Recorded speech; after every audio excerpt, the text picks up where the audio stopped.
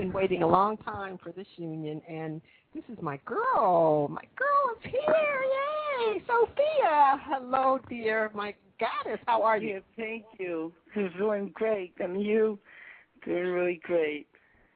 Well, I am just so excited. The Jewel Network, Justifiably Enchanted with Enlightened Living, is dedicated to teaching the science of life and living. And I just want to say that as far as I'm concerned, Sophia, there is nothing that you have produced and demonstrated to us in the Matrix trilogy and in the Terminator series that in any way was fiction. I know that it was all truth, and I am just so excited that as a true metaphysical scientist that we can now have a time period with you every week for a while to really share the truth about what's really happening on the spiritual realm that makes what we are experiencing on the physical level real. So without ado, I'd like for you to welcome yourself to the Jewel Network worldwide, and I have some questions that I think that would really interest our listeners that would want to know about you. Oh, that sounds great. I'm really, really glad to be here, and I really appreciate this time on your network. I think it's fabulous. I think me speaking today and the oncoming weeks and forth will bring forth a lot of empowerment for a lot of women and for people. Just really bursting with a lot of things to say about the Matrix. Look forward to people asking me questions.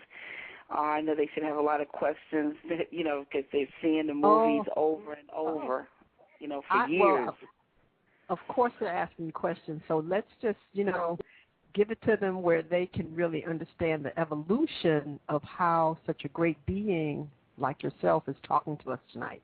So my first request of you question is that I would like to know what was going on in little teeny weeny Sophia Stewart's little body when she was a child that really prompted you. Just share with us just one or two events or how your childhood was, etc., that even in childhood was really the foundation that would allow you at this time in later years to be able to share with us and to leave us in life with such a fabulous legacy and heritage about the truth of what's going on. What was going on in little teeny Sophia that, was the foundation for this?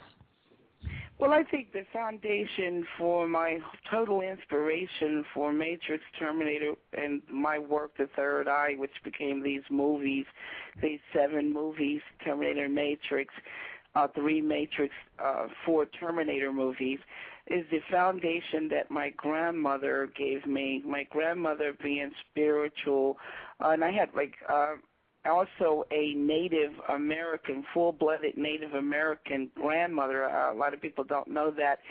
Cherokee, my mother's mother.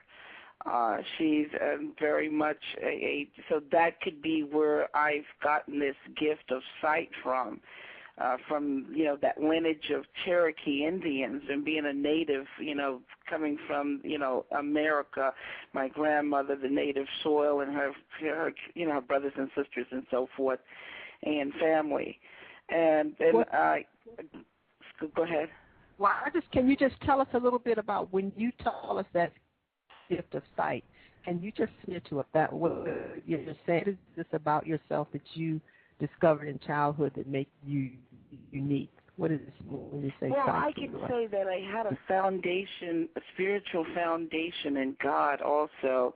I was taught early on about God and spirit, and when I was little, like 3 years old, my brother got a bow and arrow, as a Christmas gift.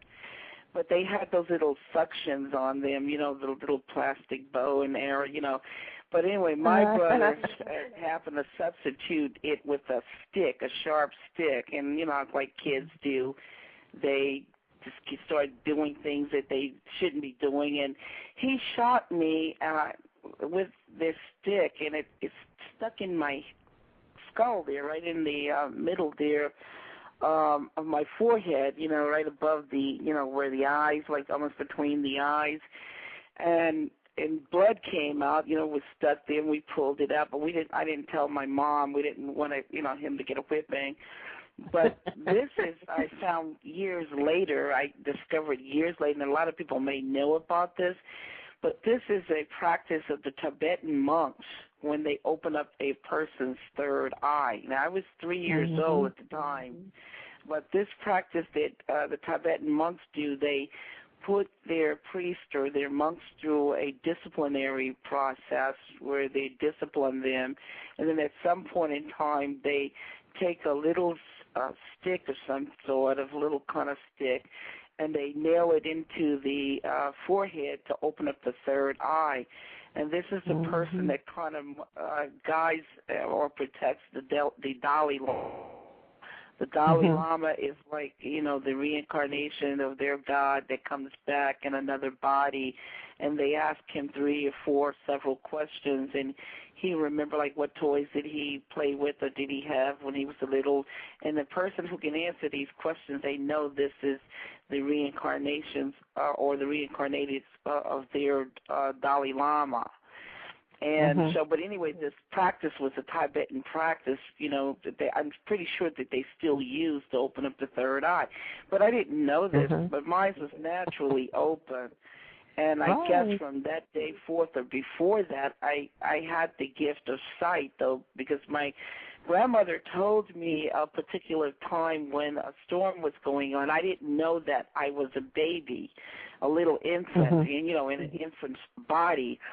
All I remember seeing my grandmother, which I can see right now, there was a really, really bad storm going on, raining, dark, and just pouring down with water and stuff. And I had no milk to drink, and she had no milk for me. She couldn't go to the store.